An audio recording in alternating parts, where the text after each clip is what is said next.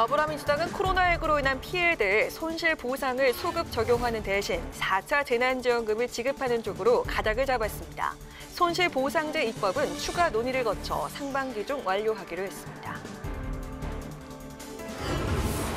국민의힘은 권력형 성범죄 은폐 방지법, 이른바 박원순 오거돈 방지법을 발의하기로 했습니다. 또 선출직 공무원들의 성범죄를 독립적으로 조사하는 위원회 신설 법안도 추진하기로 했습니다.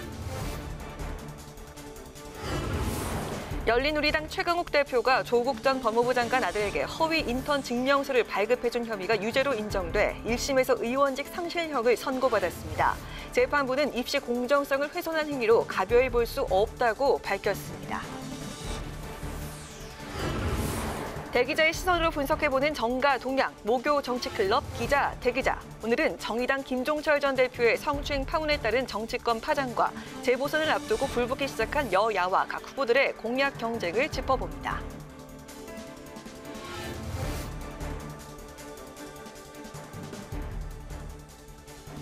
여러분 안녕하십니까? 1월 28일 의정 종합뉴스 뉴스엔 시작하겠습니다. 더불어민주당이 포스트 코로나 불평등 해소 TF 의총을 잇따라 열고 손실보상법 소급 적용 문제에 대한 가닥을 잡았습니다. 지금까지 피해는 4차 재난지원금으로 보상하고 손실보상제는 입법 이후 발생할 피해에 대해서 구제하는 방향입니다. 손실보상제 입법은 당초 목표보다 시기를 늦춰 상반기 중에 완료하기로 했습니다. 한도영 기자의 보도입니다. 더불어민주당이 코로나19로 피해를 본 소상공인과 자영업자에 손실보상제를 소급 적용하지 않고 4차 재난지원금으로 보상하는 방안을 추진합니다. 손실보상법 입법과 시행에 많은 시간이 걸릴 것으로 예상돼 일단 추가 재난지원금을 통해 지금까지 피해를 구제하고 손실보상법은 앞으로 발생할 피해만 적용한다는 겁니다. 이를 위해 이르면 오는 4월 4차 재난지원금 지급을 시작하고 손실보상법은 상반기 중 제정하는 방안을 논의 중인 것으로 알려졌습니다.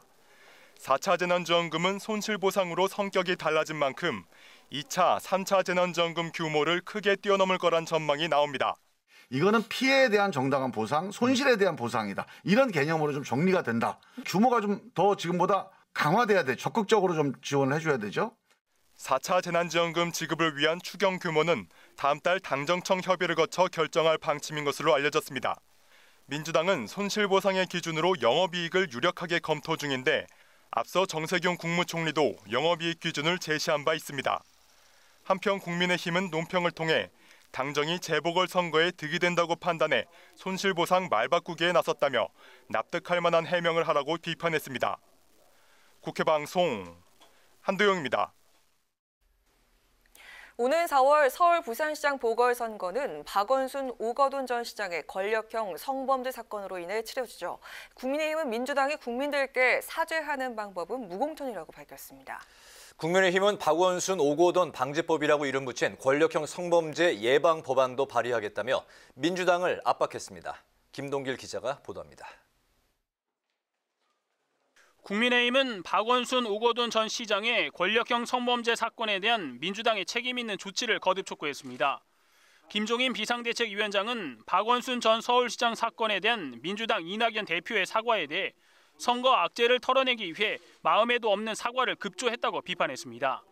그러면서 민주당이 사과의 진정성을 입증하기 위해서는 이번 보궐선거에 후보자를 공천하면 안 된다고 주장했습니다. 민주당이 사과의 진정성을 입증하려면 지금이라도 보선 무공천을 선언하고 피해자와 국민에게 속고되어야 할 일입니다. 정의당이 당대표 성추행 사건으로 무공천을 검토 중인 상황에서 이번 보선에 민주당 책임론을 부각시키기 위해 무공천을 다시 꺼내든 것으로 보입니다. 국민의힘은 권력형 성범죄의 철저한 진상규명과 피해자 보호 강화를 위한 3개 법안도 발의하겠다고 밝혔습니다.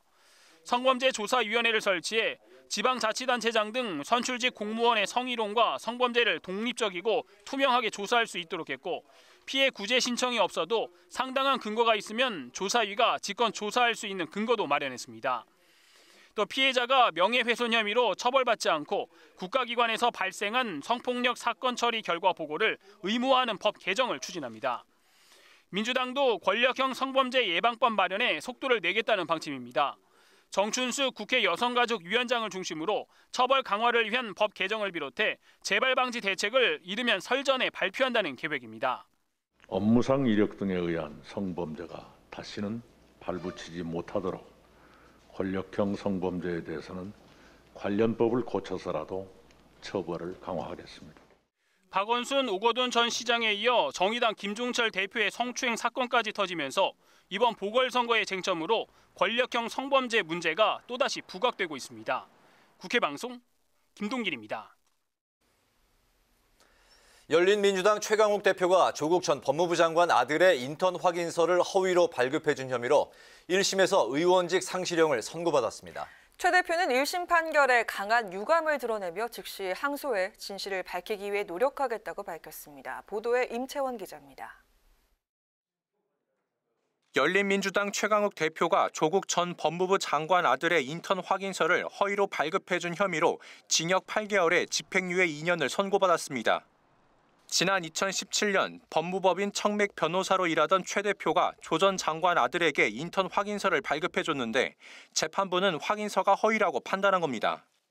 또 최 대표는 확인서가 조 전 장관 아들의 대학원 입시에 활용될 것을 알고 발급했다며 이는 입학 담당자들의 업무를 방해한 것이라고 밝혔습니다. 현행법상 금고 이상의 형이 확정되면 국회의원직을 유지할 수 없는데 1심 재판 결과가 대법원까지 이어진다면 최 대표는 의원직을 상실합니다. 최 대표는 검찰의 폭주를 견제할 재판부의 인식과 판단에 매우 유감스럽다며 즉각 항소하겠다는 입장을 내놨습니다. 검사는 인턴이나 체험 활동을 아예 한 적이 없다고 주장했는데 판사는 사무실에서의 활동 사실을 인정하고도 유죄로 판단했다는 겁니다. 이어 갈 길이 멀다는 걸 다시 절감한다며 지치지 않고 꺾이지 않겠다고 밝혔습니다. 이와 별개로 최 대표는 지난 4.15 총선에서 조 전 장관 아들의 인턴 확인서가 사실이라며 허위 사실을 유포했다는 공직선거법 위반 혐의로 재판을 받는 중입니다. 최 대표가 공직선거법 위반 혐의로 재판에서 벌금 100만 원 이상의 형이 확정되면 의원직을 잃습니다.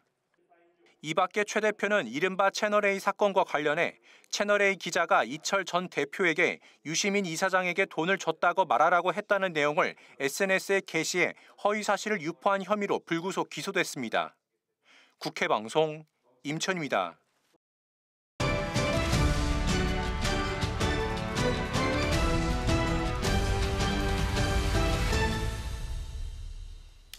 네, 이슈 분석 박지영 기자와 함께합니다. 박 기자 어서 오십시오. 어서 오세요. 네, 4월 재보궐선거, 특히 서울시장 보궐선거에 이제 관심이 집중되고 있는 상황에서 각 당의 이제 경선 레이스가 시작이 되면서 후보 간의 이제 신경전도 치열한 양상을 보이는데요. 먼저 더불어민주당부터 살펴볼까요? 네, 더불어민주당의 경우는 이제 서울시장 후보 자리를 놓고 그 박영선 전 중소벤처기업부 장관하고 우상호 의원 이렇게 맞대결을 펼치는데요. 지난 그 지방선거 이후 3년 만에 다시 한번 재대결을 펼치게 되는 겁니다. 네. 두 후보 이렇게 경쟁자로 첫 만남을 가진 건 지난 주말 그 남대문 시장이었는데요. 그 이낙연 대표의 그 민생 현장 탐방에 동행을 했습니다. 박영선 전 장관과 우상호 의원 만나자마자 서로 얼싸안고 누님 동생하며 덕담을 나누는 등 훈훈한 모습을 보였습니다. 그리고 엊그제 박영선 전 장관이 공식 출마 선언을 한 날에도 우상호 의원이 특별한 공개 일정을 잡지 않기도 했는데요. 의원은 자신의 SNS에 그 선의의 경쟁, 아름다운 경쟁으로 당을 살리고 승리의 발판을 함께 만들어 가자고 밝혔고요. 박 전 장관도 서로 보듬는 경선을 치르겠다고 말했습니다. 들어보시죠. 누나 동생처럼 그렇게 서로 보듬어주고 또 어깨 동무하면서 그렇게 경선을 치렀으면 하는 그런 기대를 갖고 있습니다. 네. 네, 다만 그 박영선 전 장관과 우상호 의원 그 부동산 정책 등에선 차별점을 보이며 논쟁을 예고했는데요. 박 전 장관이 출마 선언을 하면서 21분 내에 모든 것이 해결되는 그 콤팩트 도시로 재구성하겠다는 구상을 밝혔는데 우 의원은 여기에 25개 구를 21곳으로 재조정해서 도시 콘셉트를 얻는 것이 실현 가능한지 의문이라고 견제구를 날리기도 했습니다. 네, 야권의 경우에는 단일화 문제가 지금 선 단일화는 무산이 됐지만 일단 국민의힘과 안철수 대표 간의 신경전이 여전한 것 같습니다. 네, 신경전이 아주 팽팽합니다. 어제 국민의힘 김종인 비대위원장이 단일화와 관련해서 급할 것 없다, 또 일주일이면 된다, 뭐 이런 얘기를 하고 단일화 시기도 3월 초쯤으로 예상을 했는데요. 또 안철수 대표를 향해서는 좀 이런 말도 했습니다. 서울시장 후보가 되는데 계속 몸달아 있는 것을 보면 안타깝다, 네. 이렇게 표현을 했었는데 국민의당 안철수 대표 오늘 김종인 비상대책위원장 발언에 이렇게 응수를 했습니다. 정권 교체를 바라는 많은 유권자분들이 몸달아 계실 것이다, 이렇게 말을 했는데요.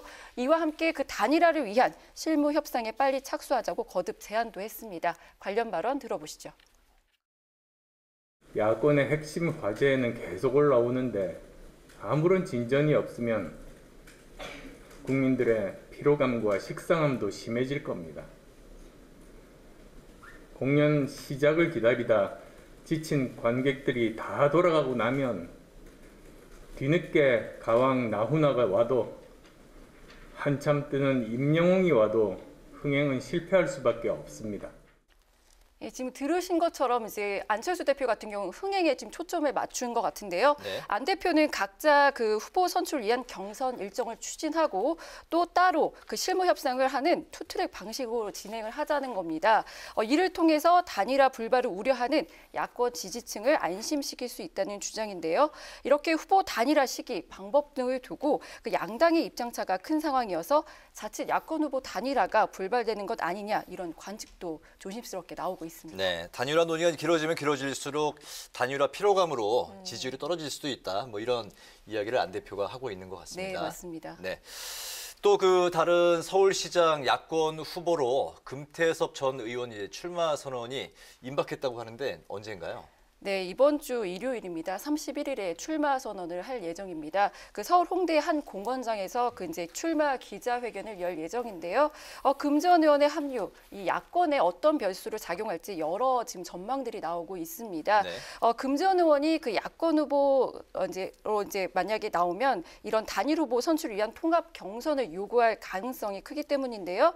일각에서는 금 전 의원이 야권 통합 경선에 참여할 경우 국민의힘 후보가 유리해질 것이라는 분석을 내놓고 있습니다. 이 안철수 대표와 금 전 의원의 지지층이 겹치기 때문이라는 겁니다.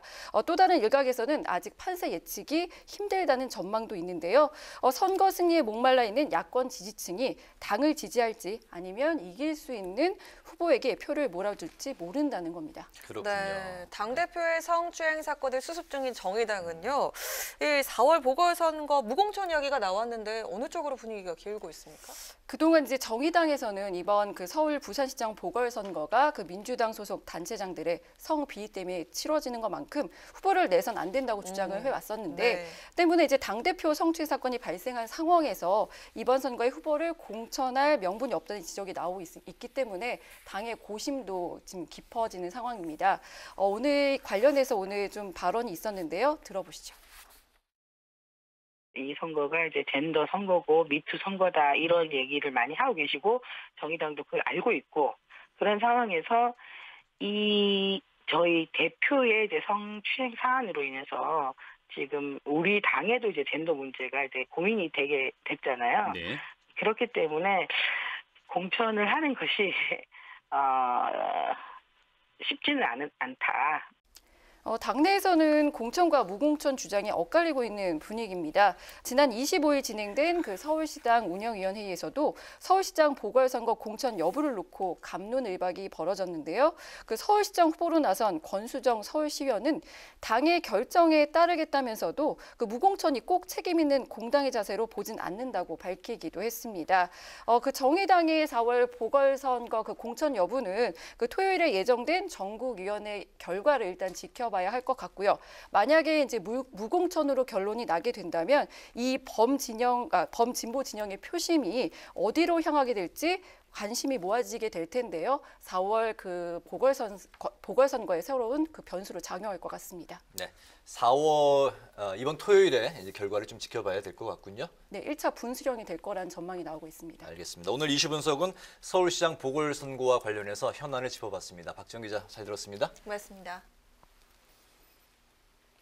더불어민주당과 정부, 청와대가 사회적 경제 활성화를 위한 법안을 2월 임시국회 내에 처리하기로 뜻을 모았습니다. 사회적 경제 지원 정책을 통합하고 체계적으로 지원하는 사회적 경제 기본법 등 총 5개 법안입니다. 관련 내용을 김세정 기자가 보도합니다. 코로나19 여파로 더 심화되는 양극화를 해소하기 위해 당정청이 한자리에 모여 머리를 맞댔습니다. 2월 임시국회에서 사회적 경제 기본법과 사회적 가치 기본법 등을 추진한다는 방침을 내놨는데 이낙연 대표는 시장 자본주의의 한계를 보완할 수 있는 대안이 사회적 경제 활성화라며 필요성을 거듭 강조했습니다. 자본주의의 보완제이며 영양제라고 저는 생각합니다. 유럽이 탄탄한 공동체를 유지하면서 경제의 성장과 사회적 연대를 지속하는 비결 중에 하나도 사회적 경제에 있다고 생각합니다. 이어 2007년 노무현 정부에서 사회적 기업 육성법이 제정된 것을 계기로 사회적 기업이 늘어나고 활기를 띠기 시작했다며 이러한 사회적 경제 흐름을 공고화시켜 나갈 때라고 밝혔습니다. 이 대표는 특히 기업의 역할에 주목했습니다. 기업이 환경이나 사회나 지배구조 개선을 위해서 투자하거나 노력하거나 성과를 거두면 그것을 평가한 결과를 투자에 반영하거나 또는 다른 인센티브를 주거나 하는 것이 바로 ESG 제도입니다. 그러면서 최근 이 대표가 화두로 던진 이익공유제와 연계시키며 구상을 구체화했습니다. 이익공유제를 실현하는 방법 중 하나는 인센티브 강화이고 이를 정착시킬 수 있는 방법이 ESG라고 주장하면서 국민연금이 투자기업을 결정할 때 ESG 평가를 반영하는 것처럼 다른 연기금 투자 결정이나 공공조달, 이익공유제, 사회연대기금 형성 과정에도 이러한 방식을 반영하자고 제안했습니다. 아울러 이를 실현하기 위해서는 공공조달에 ESG를 반영하기 위한 조달법 개정 등이 필요하다며 야당의 협조를 당부했습니다. 민주당은 당정청 회의에서 논의된 사회적 경제 기본법과 사회적 가치 기본법, 서민금융지원법 등 5개 법안을 2월 임시국회에서 처리한다는 방침입니다. 국회방송 김세정입니다. 헌법재판소는 오늘 고위공직자 범죄수사처 설치와 운영에 관한 법률 공수처법이 헌법에 어긋나지 않는다고 결정했습니다.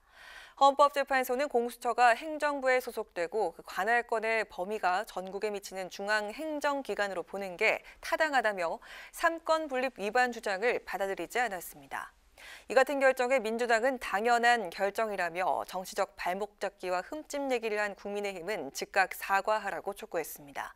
반면 국민의힘은 공수처 출범 이후에 나온 결정이 무슨 의미가 있냐며 오늘의 헌재 결정은 사법 역사의 부끄러움으로 남을 것이라고 비판했습니다. 여야 지도부는 4월 부산시장 보궐선거 지원을 위해 잇따라 현장을 방문합니다. 지난주 가덕도 신공항 부지를 방문했던 이낙연 민주당 대표는 내일 현장 최고위를 연 뒤 전통시장과 서부산 의료원 건립 현장을 방문합니다. 김종인 위원장은 다음 달 1일 부산에서 비대위를 열고 가덕도 신공항 추진에 대한 입장을 밝힐 것으로 알려졌습니다. 더불어민주당은 정부가 담뱃값을 올리고 술에 건강증진 부담금 부과를 추진한다는 일부 언론 보도에 대해서 사실이 아니라고 밝혔습니다. 홍익표 정책위 의장은 국무총리실이나 보건복지부, 당도 담뱃값 인상과 주세 부과를 전혀 검토하지 않았고 추진 계획도 없다고 강조했습니다. 정세균 국무총리도 SNS를 통해 담배와 술은 신중한 사회적 논의를 거쳐야 할 사안으로 단기간에 추진할 수 없다며 보도가 사실이 아니라고 밝혔습니다. 정의당은 김종철 전 당대표 성추행 사건과 관련해 200건이 넘는 2차 피해 제보가 들어왔다며 적극 대응하겠다고 밝혔습니다. 2차 피해 방지를 위해 피해자의 공론화 방식에 대한 비난, 악의적 소문 등 10가지 가이드라인을 배포했습니다. 또 성평등 조직 문화 개선을 위한 실천 과제를 발굴해 매년 이행 상황을 점검하고 신고 한라인 개설 등 젠더 폭력 대응 시스템을 강화하기로 했습니다. 4월 서울시장 보궐선거와 관련해선 공천이 쉽지 않다는 당내 의견이 많은 가운데 모레 전국위에서 공천 여부를 최종 결정할 예정입니다. 공직선거법과 정치자금법 위반 혐의로 불구속 기소된 무소속 김병욱 의원이 1심에서 당선 무효형에 해당하는 벌금 150만 원을 선고받았습니다. 김 의원은 21대 총선 당시 사전 선거 운동을 하고 선거 기간 문자 메시지 발송비를 선거비로 회계 치르지 않은 혐의로 기소됐습니다. 김 의원은 국회의원 보좌관 시절 성폭행 의혹과 관련해 결백을 밝힌 후에 돌아오겠다며 지난 7일 국민의힘에서 탈당했습니다.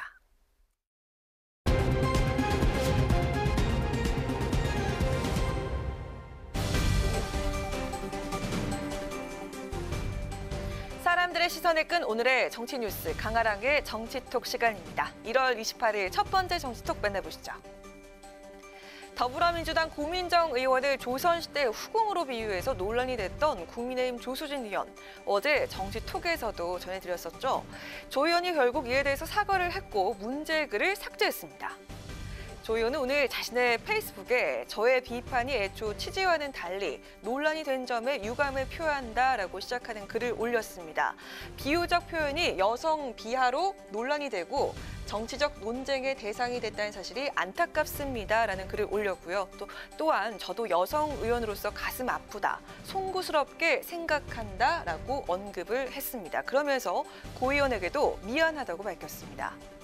그런데 조 의원의 사과가 이것뿐만이 아니었습니다. 21대 총선 당시에 재산을 축소 신고한 혐의로 기소돼 어제 1심 선고가 있었는데요. 재판을 받고 나온 조 의원에게 기자들의 인터뷰가 몰리자 현장을 촬영하던 한 취재기자 휴대전화를 빼앗으면서 또 한 번 논란에 휩싸였습니다. 이에 조 의원은 기자들에게 문자 메시지로 명색이 기자 출신인데 현장 취재 기자들에게 너무 큰 신뢰를 범했다라며 입장문을 보내 사과했습니다. 벌금 80만 원의 선고와 함께 내려진 판결 요지에 큰 충격을 받고 해서는 안 될 행동을 했던 겁니다. 결국 이런저런 논란으로 2번이나 사과를 하게 된 조수진 의원. 하지만 민주당은 오늘 조 의원을 국회 윤리위에 제소했고요. 고민정 의원은 조 의원을 모욕죄로 고소했습니다. 과연 조 의원은 이번 사안을 어떻게 돌파하게 될까요? 이어서 오늘의 두 번째 정치톡입니다. 4.7 서울시장 재보궐선거에서 야권의 유력 주자 중 한 명인 국민의당 안철수 대표. 사실 안 대표는요, 정치권 입문 이후 줄곧 자신이 중도 노선을 지향하는 정치인이라고 밝혀왔습니다. 그래서 지금의 국민의당을 창당할 때도 당의 노선과 비전을 분명하게 선포했죠. 바로 이렇게요. 다른 정당들과는 다른 정당을 만들겠습니다. 우선 신당은 실용적 중도 정당을 지향합니다. 안철수 대표는 이렇게 탈이념, 탈진영, 탈지역을 기치로 실용적 중도를 표방했습니다. 그런데 오늘 뜬금없이 안 대표의 정체성을 다르게 해석한 의견이 나와서 눈길을 끌었는데요. 바로 더불어민주당 홍영표 의원입니다. 안 대표는 더 이상 중도 정치인이 아니다 이렇게 얘기를 했다는데 구체적으로 한번 들어보시죠. 안철수 대표가 강점으로 가지고 있는 중도층의 어떤 지지를 그게 지금 과거의 이야기고요. 이미 저는 안철수 후보가 태극기 부대 극우적인 어떤 생각을 가지고 정치를 하고 있기 때문에 중도 유권자들을 이렇게 끌어당기기가 힘들거든요. 네, 홍 의원은 안 대표가 이제 중도가 아닌 극우에 가깝기 때문에 중도 유권자들의 표심을 얻기 힘들 거라고 주장을 했습니다. 그래서 야권 단일화도 어렵지 않을까 이런 전망을 내놨는데요. 홍 의원의 이런 분석과 전망이 안 대표 어떻게 반응할지 궁금합니다. 이어서 오늘의 세 번째 정치톡입니다. 네, 어제 보건복지부가 국민 건강수명 연장을 위해서 10년 내 담뱃값을 올리고 주류 가격 인상도 검토하겠다고 밝혔죠. 이에 대해서 국민의힘 서울시장 예비후보인 나경원 전 의원이 발끈하고 나섰습니다. 나 전 의원은 오늘 자신의 페이스북에 이 시국에 담뱃값, 소주값 인상 소식이라니 라며 참 눈치도 없고 도리도 없는 정부라고 비판을 했습니다. 코로나19로 이 어렵고 힘든 시국에 담뱃값과 술값마저 올린다는 건 국민들에게 너무나 가혹한 소식이란 겁니다. 그러면서 담뱃값과 같은 사실상의 간접세는 낮추는 것이 맞다고 말한 장본인이 바로 문 대통령이라고 지적을 했는데요. 실제로 문 대통령이 지난 2017년 대선 전에 내놓은 대한민국이 묻는다, 완전히 새로운 나라, 문재인이 답하다라는 이 대담집을 보면요. 담뱃값을 한꺼번에 인상한 건 서민 경제로 보면 있을 수 없는 횡포라며 담뱃값은 물론 서민들에게 부담 주는 간접세는 내리고 직접세는 올려야 한다라고 밝힌 내용이 담겨 있습니다. 네, 그랬던 문재인 정부가 하필 이 시국에 왜 입장을 바꿔서 담뱃값 인상에 나서느냐. 해도 너무한다라는 게 나 전 의원의 주장인데요. 국민의 건강과 담뱃값 인상, 과연 국민들의 생각은 어떨까요? 지금까지 강아락의 정치톡이었습니다.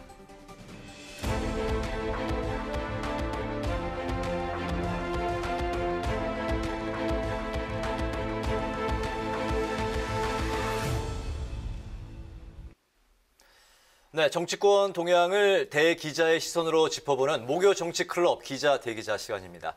오늘도 성완용 한겨레 신문 손님 기자 최병묵 TV조선 해설위원과 함께하겠습니다. 두 분 반갑습니다. 어서 오십시오. 반갑습니다. 네, 이번 주도 정말 정치권에 참 많은 일들이 있었는데요. 오늘 첫 번째 토크 주제, 오늘 최 의원님부터 발제해 주시죠. 네, 이번 한 주에 사실은 정의당 김종철 전 대표의 그 성추행 사건, 네. 뭐 이게 아주 그러니까 뜨겁게 달궈지고 아직도 뭐 마무리가 되지 않았습니다. 네. 이 문제로 인해서 이제 정의당이 서울시장 보궐선거에 후보를 낼 것인가 말 것인가 이건 이제 결정을 하겠다고 하는데 이런 그 김종철 전 대표의 성추행 문제에 대한 정치권 파장 이걸 짚어보기로 했습니다. 네, 말씀하신 대로 당 대표의 이제 성추행 사태가 이번 정치권에 또 한 번 술렁이고 있는 그런 빌미를 제공하고 있는데요. 안희정 오거돈 박원순 사태에 이어서 이번 파문까지 진보 진영의 타격이 예상되고 있습니다. 그런데 사실 이 뭐 그 정치권의 성추문이 진보와 이제 보수 떠나는 그런 이제 문제이지 않습니까? 둘 다 이제 자유롭지 않은 그런 이제 사태인데. 이 정치권의 성추문이 이렇게 반복되는 이유를 어디에서 찾을 수 있을까요? 그렇죠. 우선 이건 뭐 진영의 문제는 전혀 아닙니다. 네. 잘 아시다시피 최근에 그 지금 이제 쭉 열거를 하셨습니다만은 진보 진영 인사들이 주로 이제 그 연루가 된 것이죠. 뭐 과거에는 또 뭐 보수 진영 인사들도 많이 있고요. 근데 네. 기본적으로는 뭐 입장에 좀 차이가 있을 수 있습니다만은 제가 보건대는 뭐 역시 그 우리 사회에 있는 남성 위주의 사회 구조 뭐 이런 것과 연관이 있지 않나 이런 생각이 들고요. 그렇게 된다면 이거는 진영을 떠나서 어떤 사회나 어떤 조직이든지 늘 있을 가능성이 매우 큰 이런 사건이다 이렇게 생각을 합니다. 네, 성 의원님. 이게 정치라는 게 기본적으로 이제 권력을 다루는 분야다 보니까요. 권력욕, 그러니까 정치인들이 다 좀 욕심이 강하지 않습니까? 명예욕도 강하고. 뭐 심지어 식욕도 강하죠. 정치인 중에 밥 깨작깨작 먹는 분들 안 계세요. 그래서 네. 이 욕망이 꿈틀거리는 동네다 보니까 그런 권력 관계에 따라서 이제 그 가해자가 성추행을 하는 이런 사건이 좀 많이 나는 것 같아요. 근데 저는 이 문제를 꼭 이념의 문제나 심지어 이걸 남녀의 문제보다도 약간 세대 문제로 좀 보고 싶은 측면이 있습니다. 왜냐하면 이런 사건이 터지면 젊은 남성들이 굉장히 좀 많이 분노를 하세요. 그러니까 오히려 좀 나이 든 여성이 이런 사건에 대해서 약간 좀 관대한 측면이 있고요. 이게 이제 왜 그럴까 굉장히 좀 눈여겨보고 있는 건데 저는 과거에 좀 지금 연세가 되신 분들은 권력 관계하고 어떤 인간 존중의 관계를 잘 구분을 못하는 그런 약간 좀 야만적인 시대를 이제 살아온 그런 세대고요. 근데 반면에 이제 그 지금 새로운 세대에서는 뭐 식당의 손님과 종업원 관계가 뭐 갑을 관계인데 그건 그거고 나는 내가 알바생이지만 나는 인간으로서 내가 존중받고 싶다.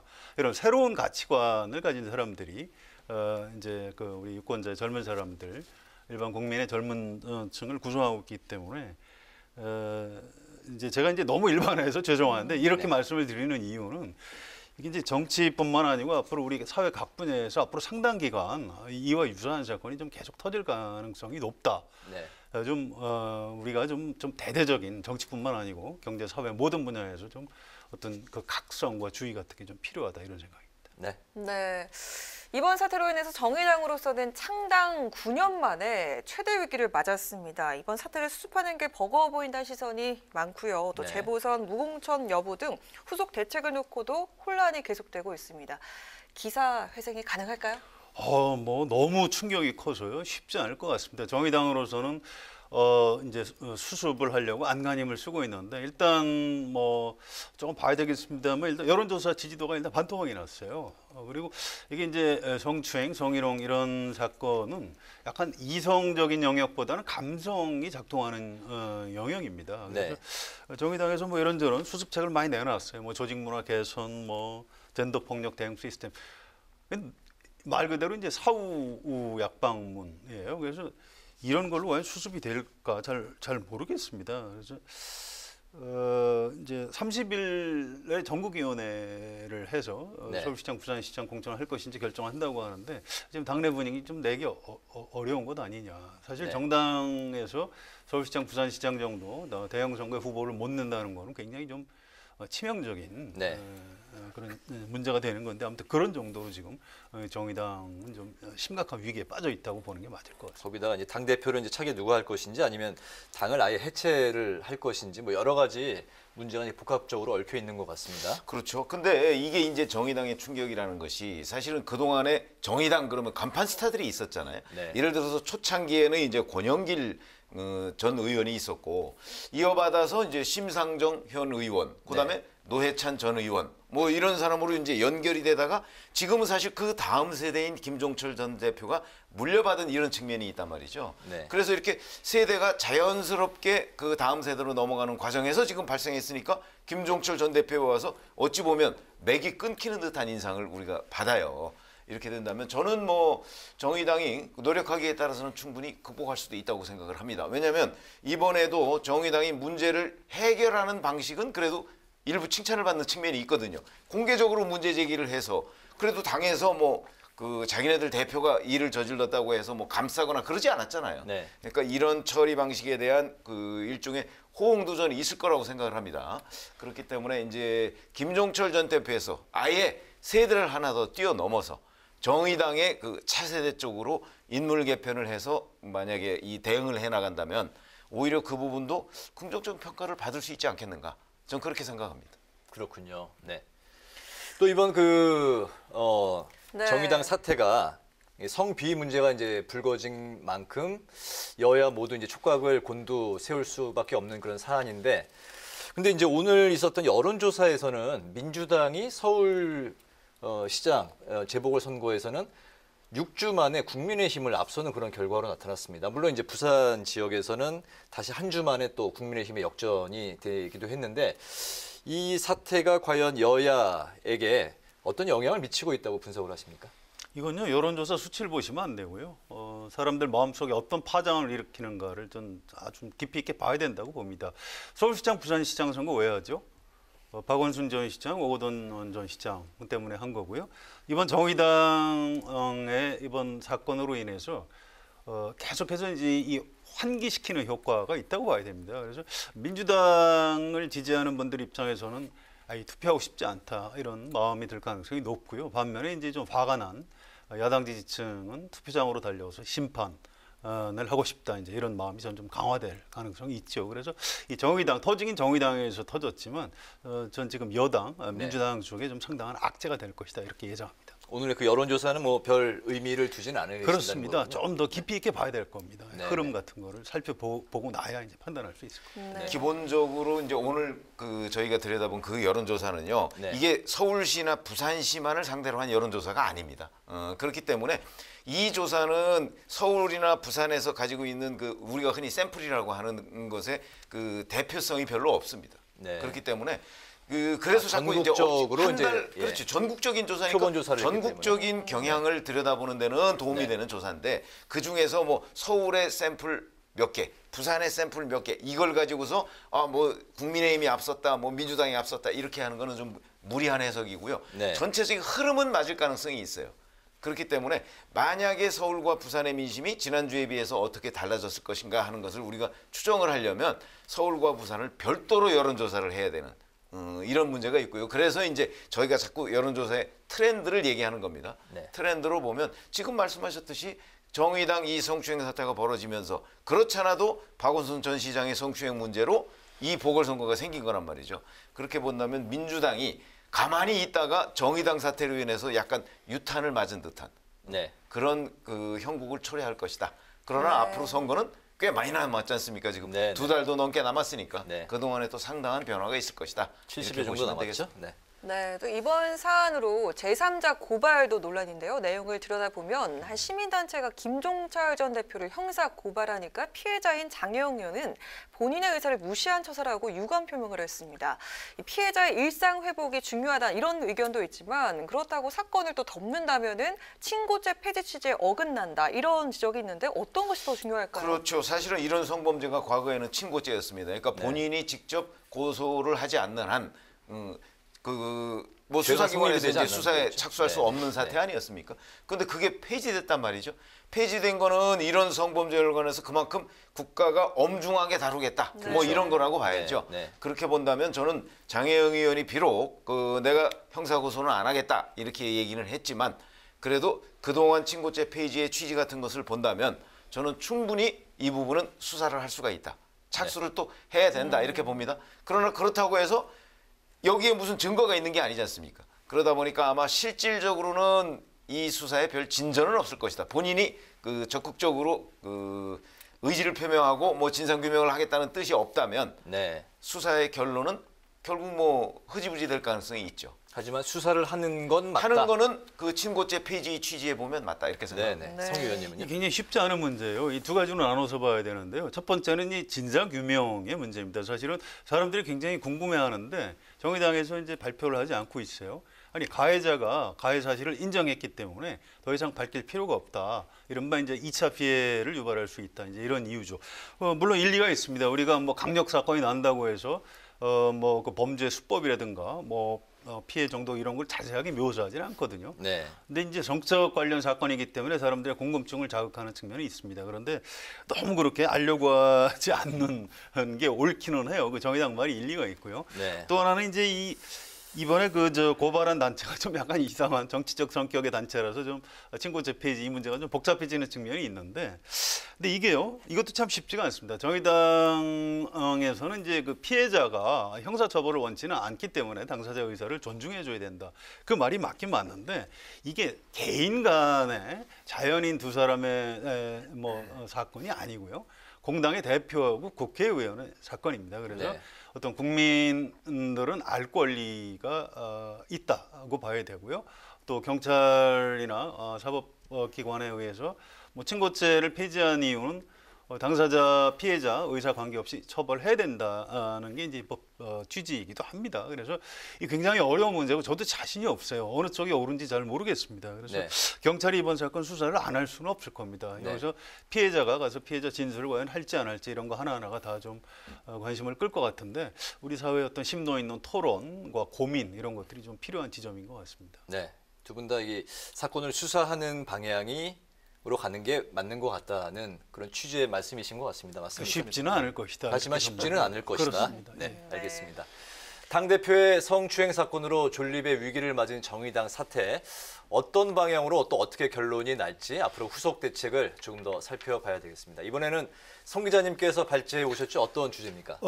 뭐 서울시장, 부산시장 둘러싸고 이제 각 정당 또 이제 주요 후보들의 어떤 그 공약 같은 것들이 쏟아지면서 좀 정책 대결 양상으로 가고 있습니다. 굉장히 좀 바람직한 현상이에요. 선거가 뭐 인신공격이나 인기 대결로 가면 되겠습니까? 그래서 여야 정당 또 각 후보들이 내놓고 있는 어떤 그 정책 경쟁이 지금 어떻게 진행되고 있는지 좀 살펴볼 필요가 있는 것 같습니다. 네. 그 4.7 재보선을 앞두고 여야 그리고 각 후보들의 정책과 공약 경쟁이 이제 뜨겁게 달아오르고 있는데요. 여당은 자영업자의 코로나 손실 보상을 제도화하는 데 주력하고 있습니다. 우선 지금까지 손실을 보상해주는 소급 적용 대신에 4차 재난지원금으로 가닥을 잡고 있는 그런 모습인데 야당이 이제 선거용 돈풀기다 그리고 이제 포퓰리즘이다 하면서 이제 반대 입장을 보이고 있는데 4월 이후에 이제 뭐 하라 뭐 이런 이야기를 하고 있죠. 양측의 속내는 어떻게 바라보고 계십니까? 성 의원님. 일단 코로나가 언제까지 갈 걸로 보십니까? 저는 뭐 거의 연말까지 갈 걸로 보고요. 또 이제 손실보상이라는 게 꼭 여야로 의견이 갈리는 게 아닙니다. 김종인 위원장도 손실보상 해야 된다 이렇게 얘기를 하고요. 또 주요 선진국에서 이미 손실보상을 하고 있습니다. 그래서 우리도 가야 되는데 이건 이제 2월 임시국회에 입법을 한다고 해서 당장 3월, 4월에 지급할 수 있는 그런 게 아닙니다. 우리 기재부에서도 이 준비하는데 많은 뭐 시간이 좀 필요하다. 우리가 가보지 않은 길이다. 이런 표현까지 하지 않습니까? 그래서 어차피 2월 임시국회에서 입법을 해도 4월 재보선 이후에 아마 집행이 될 겁니다. 네. 그래서 그 부분은 너무 그렇게 정치적으로 야당이 걱정하지 않아도 될 것 같고, 다만 그 4차 재난지원금은 사실은 신속히 집행을 해야 됩니다. 오늘 이재명 지사가 2월, 3월에 1인당 10만 원씩 지급하겠다고 발표했죠.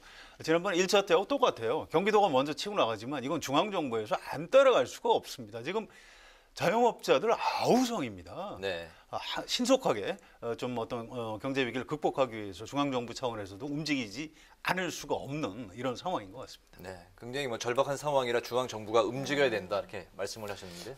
그렇죠. 아니 그거에 대해서 이의가 있는 거는 아니고요. 예를 들어서 야당에서도 이게 돈 풀기라고 하면서 그럼 돈을 풀지 말자는 건 아니거든요. 다만 그 돈 푸는 거에 규모가 있고 그다음에 시점이라는 게 있는 겁니다. 네. 지금 야당에서 제기하고 있는 것은 자 예를 들어서 이제 이재명 경기도지사가 하고 있는 1인당 10만 원이라는 게 과연 지금 자영업자들의 고충이나 뭐 이런 어려움 같은 걸 극복하는데 얼마나 도움이 되겠는가 하는 부분에서 이제 생각을 해봐야 되는 것이고요. 그래서 이제 뭐 선택과 집중 얘기도 나오고 있는 거 아니겠습니까? 그러니까 보편적으로 10만 원씩 지급하는 것보다 특정 어떤 뭐 직군이나 이런 쪽에 집중적으로 더 그 배당을 해주는 게 나은 거 아니냐 네. 이런 얘기도 나오고 있는 것이고, 그다음에 시점의 문제는 이제 어차피 4월 7일 날 보궐선거가 있는데 네. 자 그러면 뭐 4월 초에 가서 뭐 돈을 푸느냐 이런 문제가 있을 수 있거든요. 그렇게 되면 이제 오해를 받기에 충분하지 않습니까? 그러니까 이제 그런 걸 벗어나서 하자 이런 게 지금 야당의 주장이죠. 이 돈 푸는 것 자체를 반대하는 건 아니거든요. 네. 그런 점에서 본다면 저도 뭐 중앙 정부가 어느 정도 그 보상을 해줘야 된다고 생각을 합니다. 근데 원칙적으로 얘기하면 사실은 작년에 재난지원금 그 나눠줄 때 그때 보상 대책도 한꺼번에 마련을 했어야 되는 거예요. 그런데 좀 실기한 측면이 있고요. 근데 이 보상 대책이라는 건 앞으로 정교하게 설계하지 않으면 결국은 보상을 받아가면서도 자영업자나 이런 사람들이 불만을 가질 소지가 굉장히 많아요. 네. 예를 들어서 우리 잘 아시지만 강원래씨 같은 경우도 뭐 몇 억 원을 손해봤다고 지금 얘기를 하고 있거든요. 그러면 네. 과연 그 손해액의 규모를 어떻게 추산할 것이냐 하는 것들은 앞으로 실무적으로 굉장히 어려운 그 국면에 들어갈 가능성이 높다. 이거를 정교하게 설계하지 않으면 네. 돈을 주고서도 문제가 되는 이런 일이 생길 수도 있다. 이렇게 생각을 합니다. 네, 국민의힘 부울경 지지율이 출렁이고 있습니다. 가덕도 신공항 문제가 뜨거운 감자인데요. 이러다가 부산도 뒤집힌다라는 얘기. 선거 때마다 등장하는 엄살 전략일까요? 아니면은 정말로 부산 민심이 뒤집히고 있는 걸까요? 글쎄요, 현재 뭐 뒤집힌다고 판단하기에는 아직 좀 이르다. 뭐 이런 얘기가 있고요. 그다음에 국민의힘 지지율이 부산에서 떨어지는 이유는 거의 이제 박형준 예비 후보하고 이현주 예비 후보 간의 어떤 네거티브 경선이 지금 상당히 심해지고 있거든요. 네. 그래서 이런 부분이 총체적으로 영향을 미친 것에다가 지금 이제 가덕도 신공항도 영향이 없다고 할 수는 없습니다. 뭐 그동안 선거 때마다 가덕도 신공항 문제가 여야 간의 쟁점이 됐었거든요. 특히 이제 지금 국민의힘 지도부 같은 경우는 주호영 원내대표가 이제 대구 출신이기 때문에 가덕도 신공항에 대해서 전적으로 찬성하는 모습을 보이고 있지 않지 않습니까? 네네. 이런 것들 때문에 이제 부산에서는 국민의힘이 뭐 가덕도 신공항 자체를 반대하는 건 아니야 하는 여론이 퍼져 있는 것도 사실이고, 그러다 보니까 이제 이현주 예비 후보가 자, 이 문제가 만약에 2월 달에 제대로 그 확정이 안 된다면 본인이 사퇴하겠다 뭐 이런 얘기까지 나오는 상황이죠. 그러니까 영향이 있기는 있는 거예요. 네. 그러나 이제 뒤집혔는지 여부는 조금 더 정밀한 접근이 필요하다 이렇게 생각을 합니다. 네. 100% 엄살이에요. 그 여론조사 정확하지도 않습니다. 이제 김종인 위원장을 싫어하는 부산의 국회의원들이 이 이슈를 가지고 이제 김종인 위원장을 좀 정치적으로 당내 공격을 좀 하고 있는 측면이 있어요. 그런데 어차피 김종인 위원장이 2월 1일 날 부산에 내려가죠. 왜 내려가겠습니까? 가덕도 신공항 찬성하러 내려가는 겁니다. 그래서 원내대표는 이제 대구 국회의원이기 때문에 한계가 있지만 김종인 위원장이 가서 가덕도에 대해서 아마 긍정적인 메시지를 내놓고 그렇게 선거를 치를 수밖에 없습니다. 부산에서는 사실 가덕도 절박하거든요. 이현주 전 의원도 절박하니까 조건부 사퇴론 같은 걸 얘기하는 겁니다. 그래서 이걸 지금 국민의힘이 뭐 반대를 하거나 좀 뜨뜻미지근한 태도를 갖고 보궐선거를 치를 수는 없을 것으로 예상을 합니다. 네, 그럼 최 의원님은 앞으로 어떤 식으로 당 입장이 정리될까요? 저도 뭐 마찬가지입니다. 네. 지금 선거를 앞두고서 여기에서 뭐 예를 들어서 김종인 위원장이 뭐 본인의 개인적 소신 또는 어떤 정당의 입장 뭐 이런 거는 일단 접어두고 네. 아마 가덕도 신공항을 찬성할 수밖에 없을 겁니다. 네. 그러나 잘 보시면 역대 선거를 앞두고 가덕도 신공항에 대해서 찬성을 했는데 선거 끝나고 나서 지지부진한 경우가 지금까지 그래서 십수년간을 그렇게 끌어오지 않았습니까? 아마 이번에도 비슷한 양상이 될 가능성도 없지 않다. 저는 그렇게 생각합니다. 그런 점에서 본다면 국민의힘도 당연히 가서 가덕도 신공항 문제에 대해서 찬성을 할 수밖에 없을 것이다. 일단 선거용이다. 이렇게 생각합니다. 네. 그런 흐름으로 가고 있다는 게 대체적으로 이제 뭐 판단하고 있는 것 같습니다. 네. 서울시장 후보들의 경우는 사실상 부동산 공약 대결로 가는 분위기인데 일단 여당의 후보들은 공공 재개발을 통한 공급 확대를 지금 강조하고 있는 상황인데 우상호, 박영선 두 후보의 이제 압축으로 진행이 되고 있는 이제 여당의 서울시장 이제 경쟁 구도인데 처음에는 전통시장에서 훈훈하게 누나 동생으로 이제 만났는데 왜 이제 나타났느냐 뭐 이제 막 그런 말씀도 나왔는데 막상 이제 시작이 되다 보니 박영선 전 장관이 21분 콤팩트 도시 언급을 했는데 우상호 의원이 바로 21곳으로 재조정해서 도시 콘셉트를 정하는 게 가능한지 의문이다 이렇게 또 이제 견제구를 날렸습니다. 현재 그 두 후보의 공약의 차이점과 경쟁력은 어떻게 보고 계신가요? 뭐 일단 여론조사에서 박영선 전 장관이 좀 많이 앞서 있고요. 또 이제 두 사람 이런 사정이 있어요. 지금 사실 야당보다 이제 여당이 불리한 선거다 보니까 또 이제 야당은 뭐 한 10명 가까이 지금 경선을 하는데 여당에서 둘이 하려니까 좀 약간 좀 춥죠. 그래서 둘이 좀 뜨겁게 약간 일부러 공방을 주고받으면서 열기를 좀 끌어올려야 되는 이런 전략적인 측면에서요. 네. 예, 그래서 이제 지금보다 이제 좀 더 앞으로 좀 심하게 싸울 겁니다. 근데 사실은 큰 틀에서 다르지 않아요. 그러니까 박영선 전 장관은 강남도 하자 뭐 이런 얘기고요. 우상호 의원은 아니 가급적 강북을 중심으로 했으면 좋겠다 이런 정도의 차이밖에 없고요. 네. 지금 문재인 정부의 어떤 부동산 공급 쪽을 대폭 보완하겠다라는 그 중앙 정부의 정책의 큰 틀에서 벗어나는 얘기는 아니라고 봐야 될 겁니다. 네. 근데 잘 아시지만 공공재개발이 이제 두 후보 간의 공통점이에요. 근데 서울에 과연 공공재개발을 할 땅이 얼마나 있을까? 이런 부분에 관해서 굉장히 의문을 제기하는 전문가들이 많아요. 예. 그러면서 뭐 용산 그 철도 부지, 뭐 심지어 우상호 의원은 보니까 뭐 강변도로를 어때 복개를 해서 뭘 하겠다 뭐 이렇게 얘기를 하는데 그런 것들이 자 지금 그 서울시장 뽑는 게요 1년 남짓한 그 자녀 임기만 남아 있습니다. 네. 할 수 있는 일이 아닙니다 이게. 그런 차원에서 본다면 여야를 통틀어서 물론 부동산이 그 시민들의 관심 사항이긴 하지만 그렇다고 너무 공약이 좀 남발되는 느낌. 저는 그렇게 생각을 합니다. 네.